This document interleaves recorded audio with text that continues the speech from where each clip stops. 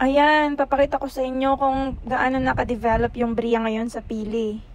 Dito kami sa side ng mga Alexa kasi Alexa yung unit namin. Sabi ng nag-message sa akin is RFO na daw yung aming unit. Kaya lang hindi pa may tina-turn over kasi daw hindi pa namin nababayaran ng full.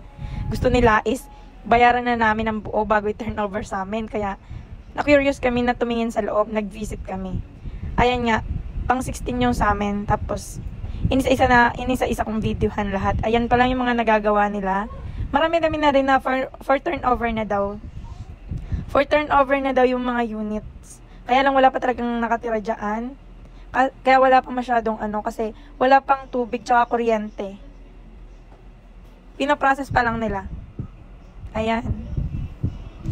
Madami na silang tingnan nyo na lang kung aling unit nyo sa inyo dyan. Ayan nga pala daw yung sa amin. Hindi pa pala siya talaga nagagawa. Pero sabi nung yung nag-ano dyan is 1 week lang daw kaya niyang tapusin yan kung talagang lilipat na kami. Ayan. Last week lang kami pumunta dyan. Ayan na, diba? Ang dami na. Alexa yan lahat. Yan nandyan. Dito naman sa may kanan, may mga Alexa din dyan. Ayan. O kaya kung okay na yung unit nyo, lumipat na kayo. Mag-ano na kayo. Para maayos na nila yung sa kuryente tubig. Kasi feeling ko kung pag madami na dyan yung titira, saka lang nila asikasuhin ng madalian yung sa kuryente at tubig. Kaya mahirap pa talaga tumira dyan kasi wala pang supply ng tubig.